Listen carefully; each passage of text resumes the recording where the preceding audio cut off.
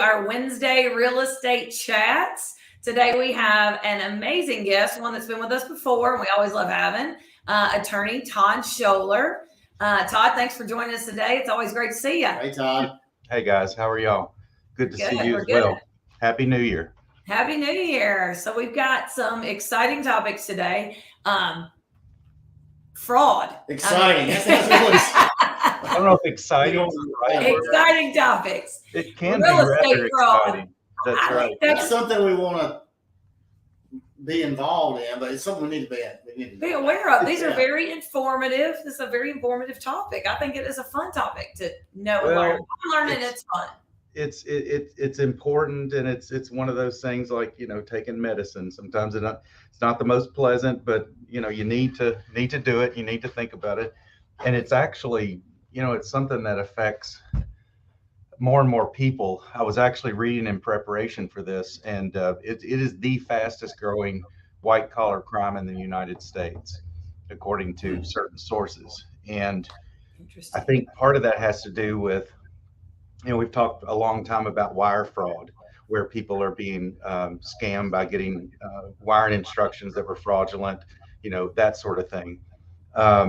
This type of fraud, or the type of fraud I wanted to at least mention to you guys today, has more to do with deed fraud, which is a kind of a different animal. Okay, before you go into that, for our viewers out here that don't know what a deed is, let's hit that first. Okay. Talk about exactly what a deed is, so they'll understand what they're being frauded. Yeah, that's right. So a deed is how property is conveyed, and how you prove to the world and evidence your ownership is that deed is recorded at the Register of Deeds office. And once it's lodged and recorded, that is notice to the world that Matt and Marty own this property, right? The deed says we own this property, yes. And everybody can see that. That's right. And here's the thing, and this may be why it's picking up speed. It's not new, but maybe they've run the gamut on wire fraud, so they're switching to something else. I don't know.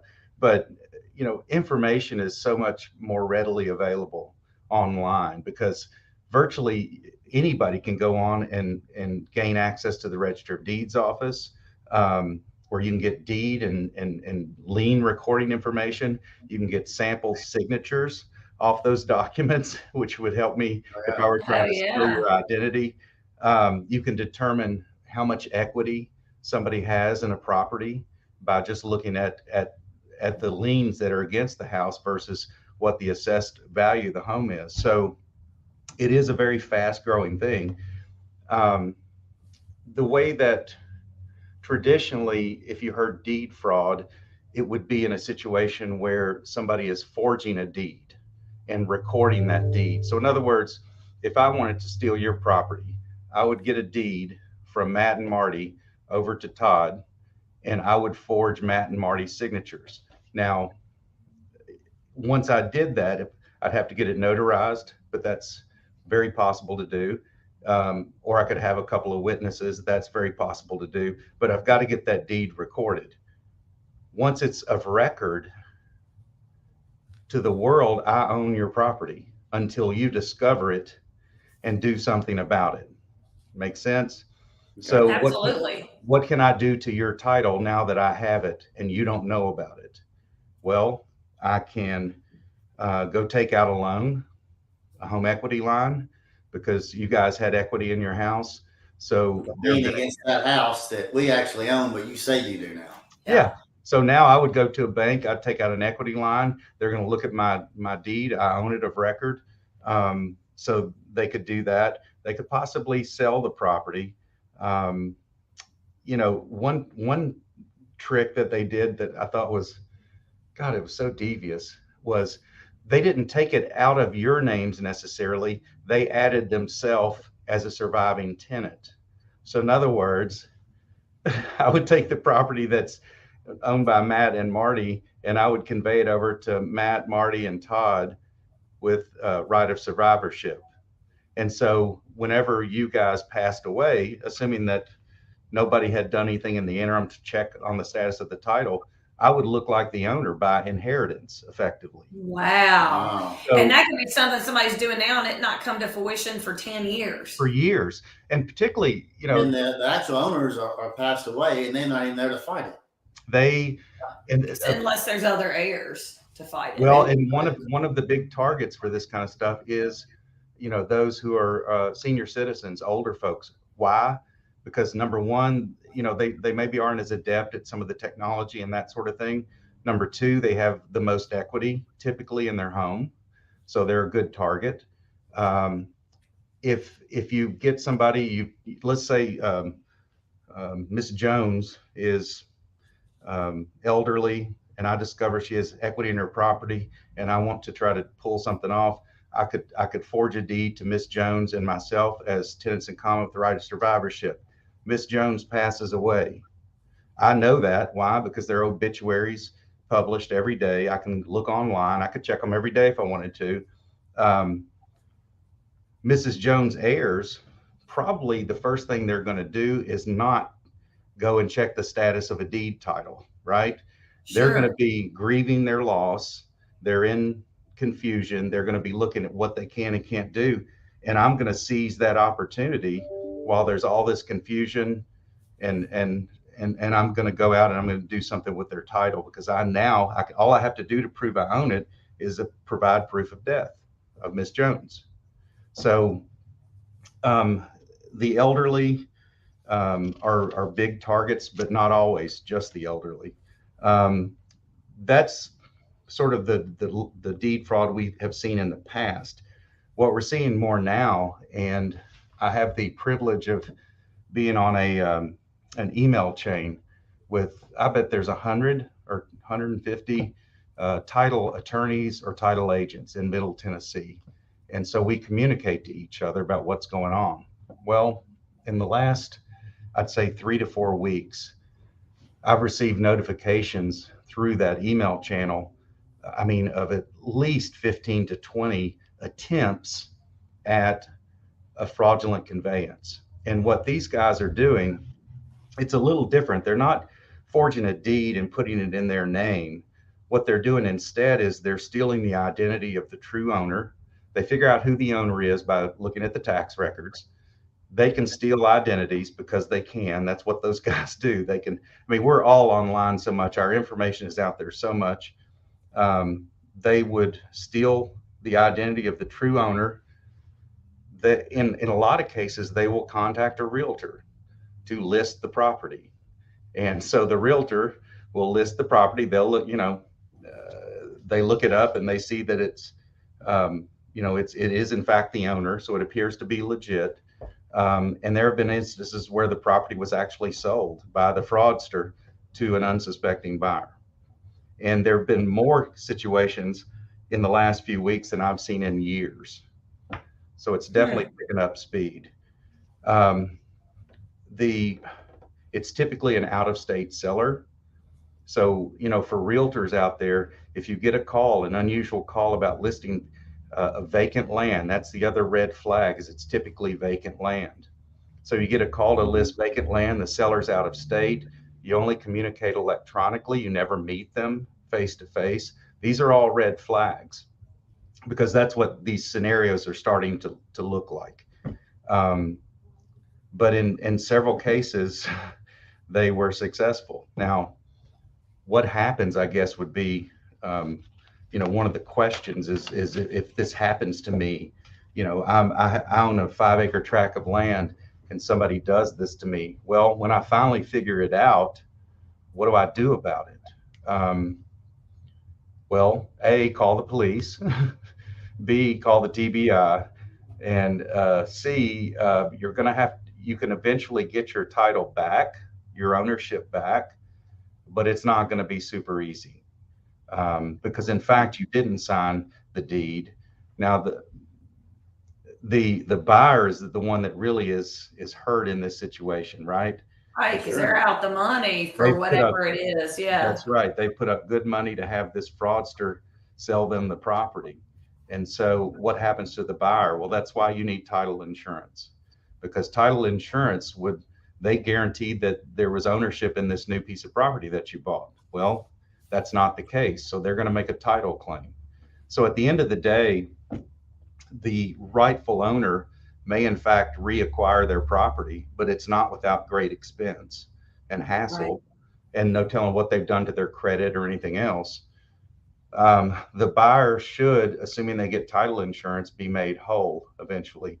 And then at the end of the day, we all pay more money for title insurance because the rates will reflect, you know. And if this is happening more Are- and more often, I guess the title insurance rates will continue to go up. Yeah. Well, so yeah. let me ask you a question. What are some things people can do to, I mean, I don't know if there's anything you can do to prevent it, but to protect themselves? Like what are some good Well- things for people to know if they do own, obviously saying vacant land is a big target, but somebody who's got a paid for property or property that's got a lot of equity in it, what can they do to kind of protect themselves? Well, there's a couple of things that are out there. I've been doing a little bit of research on you hear about these home title lock policies, or like title lock, and there's different ones. There's also the one that's been around a little longer is like LifeLock, right? LifeLock has, they have differing levels of coverage, but at certain levels, they cover something like this. They cover fraud with your home title. Home title lock and the title lock only companies, I don't really know that I could recommend them because all they do is essentially monitor the Register of Deeds office and let you know after the fact that, hey, by the way, it's something changed hands or something's happened with it. Well, and the thing is, the Register's office in Sumner County, and I'm sure probably in Robertson and Davidson, they have programs now. It's called My Land Alert. Okay, you go on the Register of Deeds website. It's free. I mean, you have to pay $15-20 a month for this title lock product, but you can go online and get this My Land Alert. And basically what you do is you select the properties and the names that you tie to them and what you want to be notified and where to notify you should a transfer occur. And so while that's helpful, right, it's after the fact. Yeah. So, but it's better than nothing. It would help us particularly against the older style of loan fraud or mortgage deed fraud where they would take a mortgage out. If they shift it over into their name, I'm going to be notified. So likely I could take care of this before they actually get to the point where they take an equity line out and lien my property and all of that, right? So Sure. I'm not saying it's not beneficial, but that doesn't protect you from, this other type of fraud where they're literally selling the property. Because by the time they notify you there's been a transfer, it's already done, right? Mm-hmm. So I think LifeLock to me is a better product because it does what the title lock and home lock products do, but it also does a lot more. It also has an insurance element. Those home lock products, as I understand it, there's not an insurance there. Whereas with LifeLock, if there is a loss, you have certain coverage amounts. It is literally an insurance program. So I would encourage people I'd look at the LifeLock product if I was going to look at anything. Beyond that, physically visit your property, talk to the neighbors.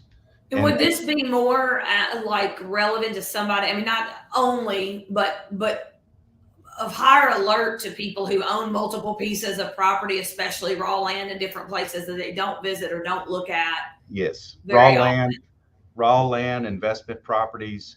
You've got a condo somewhere, or you own a house, a vacation home somewhere. Yes, you need to be very carefully monitoring. I would encourage you to monitor your credit. But again, through LifeLock, they do a lot of this monitoring for you. So if there is a change or a pull or something on your credit, what was I going to tell you? The other thing was try to work with a good company, right? Work with a good title company. If you're representing a buyer client at some of the agents out there, the good title companies have a protocol in place to try to help stave off this situation. So like one thing that underwriters have recommended is if we get a contract in to close and it's for vacant land, what we typically do is we send a letter, an old school letter, to the address that's on the tax assessor's rolls and tell them, look, your property is under contract and we've been asked to close this. If it's not you, you need to contact us immediately. That's one way we can do it. We vet and use notaries that are insured, because sometimes these are typically out of office closings. They're going to be a mail away to a seller, right? Right. And so who's going to line up the notary for that seller? We don't want the seller to do it, right? He'll get his buddy who's in on it to do it. So we go through a particular notary company that is insured so that we have some coverage there. I think so lots of layers of red tape to get through. Yeah. Not anything too difficult, just stuff that would have caught those things. And a lot of these things have unraveled. So I don't know how many have been successful. I'm hearing about the 15 or 20 in the last couple of weeks that were figured out. Somebody along the way figured it out. And I think, for realtors, or frankly for consumers, go with your gut. If something, if somebody's being evasive or they're being weird, or they aren't good at communicating, maybe they don't have the right answers at hand. If you ask them questions, they don't want to talk to you on the phone, right? You might ask them a question that a real owner should know automatically, and they'll stutter and stammer. So they really want to try to communicate electronically more than anything. Well, it's funny you should say that. I've been getting inquiries, through some of our sites and different things that say, I'm very busy, or I'm out of state, or I'm out of the country, so I want to communicate via this app or that app. And I'm like, delete, So there's a lot of that going on, and they are targeting we didn't know real what estate they were professionals. targeting, what some of them you're kind of like, what's the but now this makes sense. And we just sold a piece of raw land for a client, and it was funny because we closed with you guys, and Todd, the other Todd, asked or was telling us some, about this a little bit, and he was a little bit more diligent in making sure that the folks were who they were. And I think actually somebody had called ahead of time. I was like, yeah, these are past clients of mine. Like, I know who they are, and this makes sense now, because I thought, well, that was an interesting ask. It was because of this fraudulent activity, because it was wrong as owners, Yeah, because I think whoever called me said, so them well enough to know that they actually own this piece of property. I was like, oh yeah, and then that makes sense. So well, and that's the thing. I mean, we rely on realtors a lot to help us. That's why I'm kind of, every class I teach to realtors or whatever, I'm talking about this, even though it's not the topic of the class I'm teaching, because I'm trying to get realtors, make sure they're fully aware of this, because y'all are the front lines, because they are calling you to list these things. And so if you've got your listening ears on, and you have a gut feel that something's just off, they won't talk to you, they want to always email you, we rely on you guys to help us, to tell us that, because our interaction with the clients in a typical scenario is not a huge amount of interaction. I mean, we talk to them a few times on the phone, and we email with them, and we do things through our portal, but you guys typically have a better feel for what kind of people are we dealing with here. Are these people? We typically have a relationship. Yeah. Oh, yeah. So for all our realtor friends out there, they need to be aware of this as well, and really be on point. And I know we get laser focused on wanting to get stuff sold for people. We got to make sure we're selling stuff that's actually owned by the people. Well, and that's one thing that you mentioned that makes me think of something else. Slow down, because usually these people are wanting to move fast. That's part of their thing, is they move very quickly, and they want to close now. They want to, because and potentially back a value, I would think, to get it done quickly, in order to move it quickly and not have it advertised too long before somebody picks up on it. Somebody's going to pick up on it. And so the other, you might get a kick out of this. There was one of these situations that actually came unraveled because the fraudster, I think, got a little greedy, in that this agent listed this property that he thought he was dealing with the correct owner because this guy had legitimate credentials. He had just effectively stole the identity of the true owner, right? And so he Right. thinks he's dealing with the right owner. And an offer comes in, and the fraudster actually rejects the offer because it was too low, which I thought was very interesting. It's like, you've stolen this property, you've got it for free, and you're going to turn this offer down because it was too low for you and you want to get more. That's the ultimate in greed. You know, Greed destroys, right? in the Yeah, last right. couple of months, we've had a couple of land deals that we've actually, been on the buyer side representation, and I have not gotten a deal, but they were wanting to close quick. Which a lot of times sellers want to close quick. Right. We thought the values were a little bit off The too. values were a little bit lower. Most of the time it's going to be, we need a cash buyer that's going to be able to buy this. Yeah. And what are the, I'm not saying that those were fraudulent deals, But it could have been. but when something like that comes up again, which it will, if we're representing our buyers, obviously make sure they get title insurance. Mm-hmm. But what else can we do to help them make sure They're not putting their money into something somebody didn't know? Because that's happened probably 3 times in the last 6 months that we've made offers for buyers, or even one of those was for ourselves. Right. And it was, hey, they were in a hurry. They don't want to do this, don't want to do that. And they took, we're talking about like 5 days different, Wow. and it was like, well, that didn't make any sense. So now I'm kind of going, wonder if that was a legitimate sale. Right. I think the main thing you do is now your antennas are up, to be aware, and just, I think sometimes the gut is the best indicator. You've talked to enough legitimate sellers of property at this point to where, maybe you have a couple of questions that you always ask. If you're communicating with the seller, it's a little harder when you have the buyer and you're not in direct communication with the seller, right? Right. Then you're more at the mercy of the listing agent to some extent. And one question would be like, asking the listing agent legitimately, how well do you know these buyers? Are they past clients? Sellers, you mean? Are the sellers, are they past clients? Yeah, if they're past. No, they just randomly called me. They're out of state, blah, blah, blah. I mean, this scenario has absolutely happened. Yeah.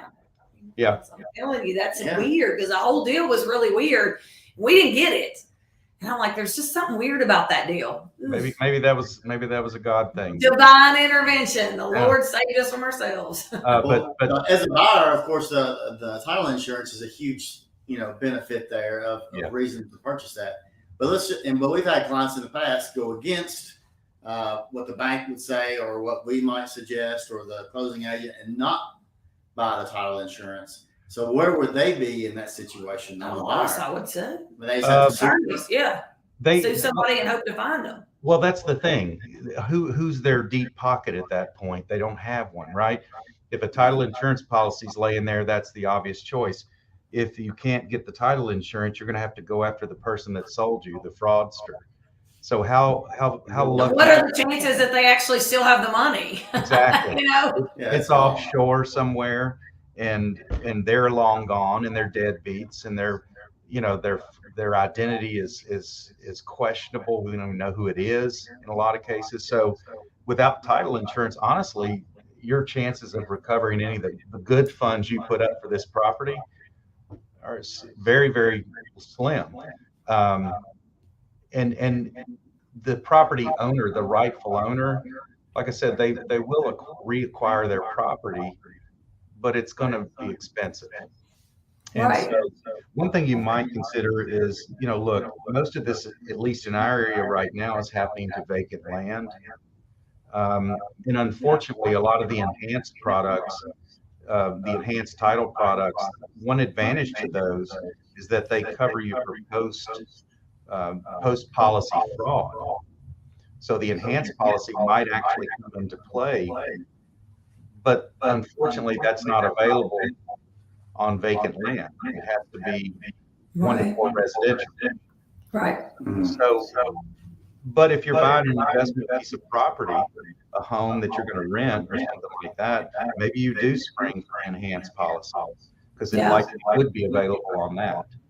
So, well, this is all great information. I mean, I think this is something that is super interesting, and people need to know about it. If nothing else, just to be aware and watching things. And if you are an owner of multiple properties in different areas and things like that, looking into some of those products for the extra protection and insurance is not a bad idea. Todd, it's always a pleasure to have you, and you always come with a plethora of knowledge and stuff for us to think about.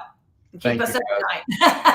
I started to say I know it's upsetting, but look, I think it's better to be aware, and so we're trying to really push that to make sure everybody's aware, and I know you guys will be attuned to it. So absolutely, the only way to stomp out stuff like this is for people to know it's out there and kind of be sniffing it out and watching for it, and then we can help ourselves, each other, and other people. It's definitely better on our radar now, for sure. Yeah, absolutely. Well, thank you as always for your very, very helpful information, and we'll look forward to talking with you next time. Awesome. Thank you, guys. See ya.